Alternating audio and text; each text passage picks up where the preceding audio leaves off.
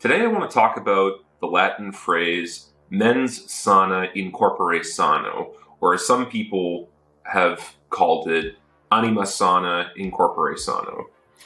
This essentially is translated into a healthy mind and a healthy body. It first popped up in the 10th satire of the Roman writer Juvenal, and I'll read for you right now the original line that it comes from. Orandum est ut sit mens sana in corpore sano, which means you should pray for a healthy mind in a healthy body. I like to, firstly, I think it's a great quote just because it is true. I won't bore you all with the details of like why scientifically having a healthy body leads to a healthy mind. But again, there is a lot of research to support that, exercise is really good to keep your cognition up, and also it's better to keep your quality of life going and to keep your brain healthy. But what I like about it is that as fitness and health is becoming a little bit more into the mainstream now, fitness culture has sort of bled over into a lot of different aspects of general popular culture. I think there are positives and negatives to it, but I think the underlying message is key, right? I mean, we have to keep ourselves physically fit if we want our minds to be physically fit. You have people like Albert Einstein who prioritized, he wasn't a crazy weightlifter or anything like that, but he went on regular walks, ate solid meals, and is widely revered as one of the greatest minds that humanity has ever produced. But if you look as well at different other thinkers, they all tend to have had physical fitness regimens that have helped them in the long term and to improve their quality of life. Immanuel Kant is one as well who he had a very, very strict physical regimen where he would, go on his walks. He would only drink a certain amount of wine. He would eat only specific things. And I mean, again, this is also a guy who never traveled outside of the city that he was born in. But so he took it a little bit to the extreme. But again, I think the point still stands where in order to have a healthy mind, you must have a reasonably healthy body. I know at the very least when I was very overweight, 350 pounds, and I made a video about it previously.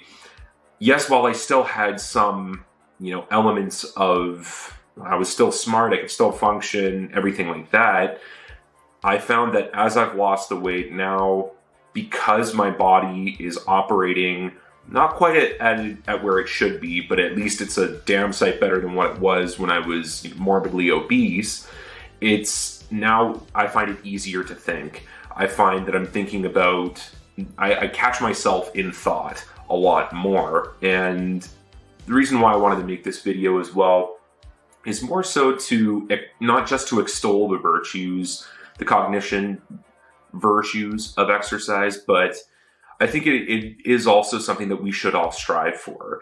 If we do keep a healthy body, and I'm not really going to get into the whole healthy at any size stuff because, in my opinion, that's not, and I know from personal experience, it definitely is not. We need to keep good care we need to take good care of ourselves, because if we don't, then of course our most precious asset, which is our mind, tends to falter as well. The mind is not separate from the body. The mind is part of the body, and we need to exercise if we're exercising our minds, that's essentially like by reading or through discussion, learning, everything like that. We're essentially exercising that particular muscle of our body. That's the way that I look at it.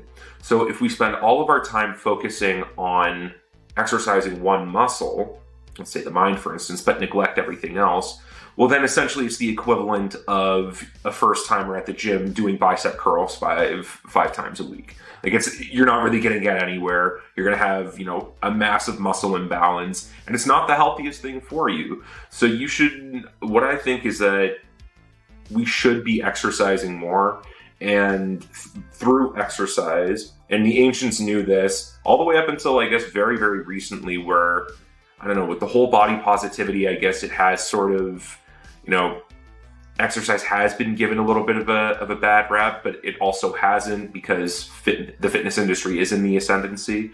It's sort of a weird ideological game that I probably will make another video on.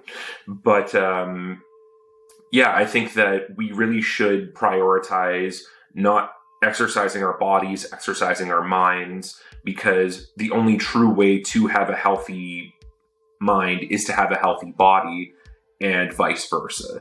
The only way to have a healthy body is that if our mind is healthy enough to recognize, okay, yeah, we need to make a change in our body, because both of them, because they are an integrated unit. There is no Cartesian duality where, you know, there's this pilot inside of your head and this body is just the vehicle. We are the vehicle. We are this integrated unit where we have to take care of every single part of the body in order to effectively function properly. So anyway, that's sort of my little rant for today. Let me know what your thought is. Do you think that the mind and the body are an integrated unit? And do you think it's possible to have a healthy mind and an unhealthy body, or vice versa?